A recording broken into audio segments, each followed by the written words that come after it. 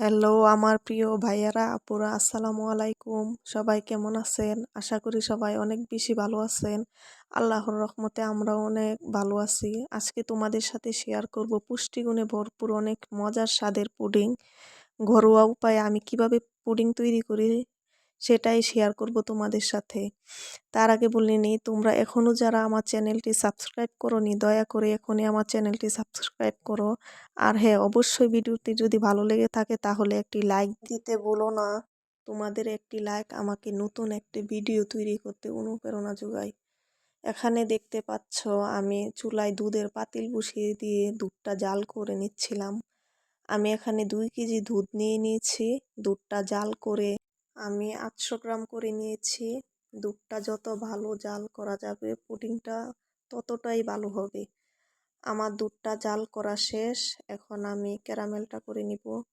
এখন একটি পাত্রে আমি 1/3 কাপ চিনি নিয়ে নিয়েছি।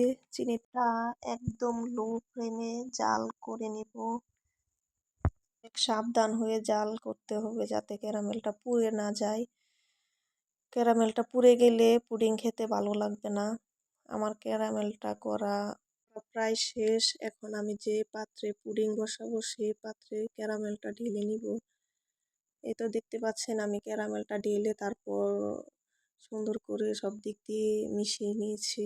এখন এটা সেট হতে দিব। ততক্ষণে আমি পুডিংয়ের জন্য যে দুধটা রেডি করা সেটা রেডি করে নেব। এখানে আমি দুধটা ছাঁকনি দিয়ে ভালো করে ছেঁকে নিব। ছেঁকে নিলে হয় কি পুডিংটা অনেক সুন্দর হয়, সফট হয়। এখন সবগুলো দুধ আমি ভালো করে ছেঁকে নিব। ছেঁকে নেওয়ার পর একটি পাত্রে আমি ডিমগুলো ফেটিয়ে নিব। এখানে 2 কেজি দুধের জন্য আমি 6টা ডিম নিয়েছি।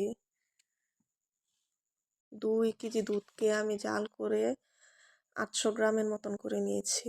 এখন তার জন্য 6টা ডিম লাগবে। 6টা ডিম আমি ভালো করে ফেটিয়ে নেব।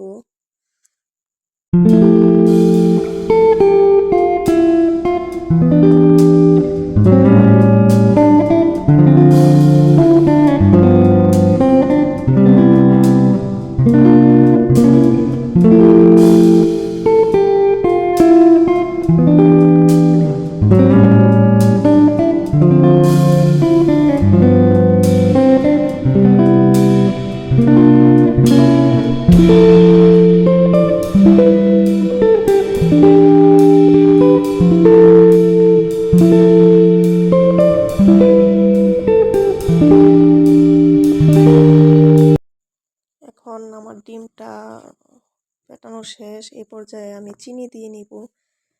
চিনিটা আমি আমার স্বাদ মতো নিয়েছি। আপনারা যতটুকু খাবেন আপনাদের স্বাদ মতো নিয়ে নেবেন। আপনাদের স্বাদ মতো বাড়িয়ে কমিয়ে দিতে পারেন। আর হ্যাঁ, আপনারা চাইলে ভ্যানিলা এসেন্স দিতে পারেন ডিমের আষ্টে গন্ধ দূর করার জন্য। আমি দিইনি, আমার হাতের নাগালে ছিল না, তার জন্য আমি এলাচ গুঁড়া দিয়েছিলাম দুধের মধ্যে জাল করার সময়। এখানে তো দেখতে পাচ্ছেন আমার ডিম আর চিনি মেশানো প্রায় শেষ। এখন আমি দুধটা ডিমের সাথে মিশিয়ে নেব ভালো করে।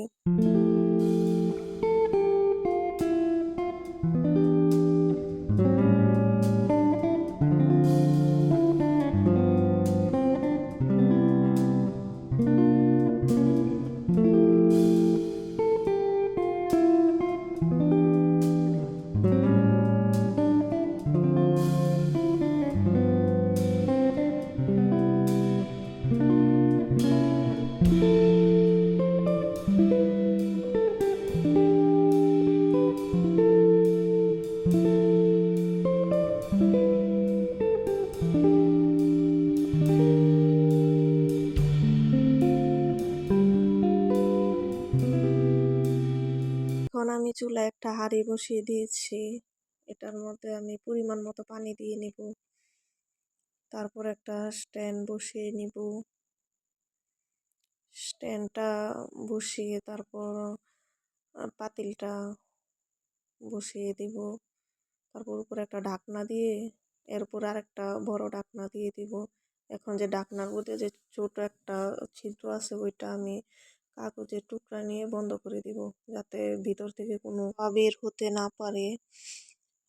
আমার পুডিংটা হতে প্রায় 1 ঘন্টার মতন সময় লেগেছিল, তখন প্রায় রাতের 11:30টার মতন বাজে।